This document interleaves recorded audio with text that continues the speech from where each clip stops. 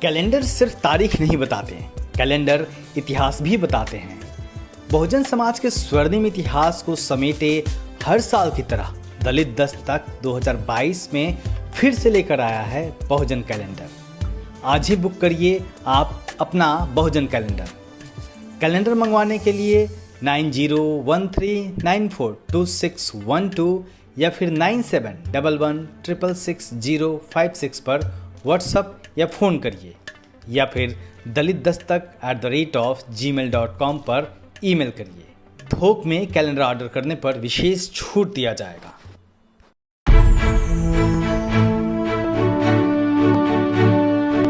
जय हिंद, नमस्कार। मैं हूं अशोक दास, आप देख रहे हैं दलित दस्तक। भारतीय जब विदेशों में पहुंचे तो अपने साथ अपने जनेऊ और जाति को लेकर भी गए।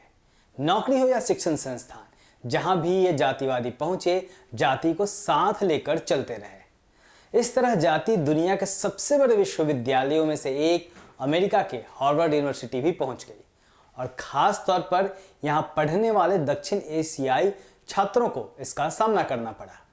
जाति आधारित यह भेदभाव 80 के दशक से ही शुरू हो गया था, जो लगातार बढ़ता गया। आखिरकार दक्षिण एशियाई स्नातक छात्रों ने इस भेदभाव के खिलाफ मोर्चा खोल दिया और हार्वर्ड यूनिवर्सिटी से जातिवाद के खिलाफ सुरक्षा देने की मांग करने लगे। मार्च 2021 में यह मांग जोर पकड़ने लगी और आखिरकार 9 महीनों की जद्दोजहद के बाद, लंबी लड़ाई के बाद, हार्वर्ड यूनिवर्सिटी ने दक्षिण एशियाई छात्रों को जातिगत भेदभाव से सुरक्षा देने का अहम फैसला कर लिया है। एनबीसी न्यूज के अनुसार दक्षिण एशियाई स्नातक छात्र कार्यकर्ता अपने साथ होने वाले जातिगत भेदभाव को लेकर मार्च से यूनिवर्सिटी से मांग कर रहे थे, जिन्हें अब यूनिवर्सिटी ने मानते हुए जातिगत भेदभाव का सामना कर रहे छात्रों को सुरक्षा देने के लिए उपाय करने शुरू किए हैं। खबर के मुताबिक हाल ही में यूनिवर्सिटी ने स्नातक छात्र संघ के साथ कॉन्ट्रैक्ट होने की पुष्टि की है और जाति को नई संरक्षित श्रेणी के रूप में शामिल किया गया है। इसके लिए छात्र संगठन मार्च से लगातार जोर दे रहे थे। संगठन और प्रशासन के बीच 9 महीने की चर्चा के बाद दलित नागरिक अधिकार संगठन इक्वालिटी लैब्स के समर्थन से यह निर्णय लिया गया। दरअसल 1980 के दशक के बाद से दक्षिण एशिया से इमिग्रेशन बढ़ने के बाद से पूरे संयुक्त राज्य के परिसरों में हिंदुओं और भारतीय व्यवस्था के खून तक में समा चुकी जाति व्यवस्था की बीमारी दिखने लगी।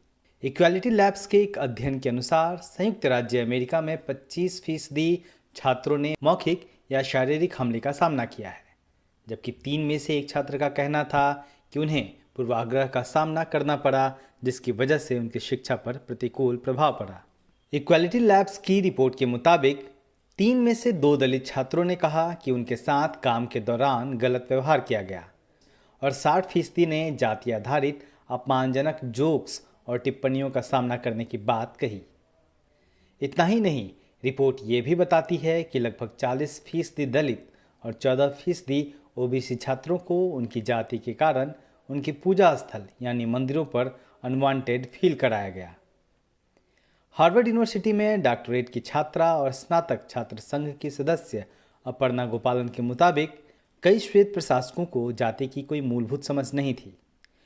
तो वहीं इक्वालिटी लैब्स के कार्यकारी निदेशक थेनमोझी सुंदरराजन ने हार्वर्ड यूनिवर्सिटी के फैसले के बारे में कहा कि ये इस बात की याद दिलाता है कि जाति समानता श्रमिकों और छात्रों के अधिकार का मामला है। यह पहली बार है जब हार्वर्ड यूनिवर्सिटी या किसी अन्य आईवी लीग संस्थान ने जाति को संरक्षित श्रेणी के रूप में शामिल करने का फैसला किया है। निश्चित तौर पर इस फैसले से जहां दक्षिण एशिया के वंचित समूह के छात्रों को मदद मिलेगी, तो वहीं अमेरिका के दूसरे संस्थानों एवं दुनिया के अन्य हिस्सों में भी दलितों, वंचितों के साथ होने वाले जातिवाद के खिलाफ कानून बनाने का रास्ता खुल जाएगा। अब देखते रहिए दलित दस्तक और हमारे चैनल को सब्सक्राइब भी जरूर करिए। जय हिंद।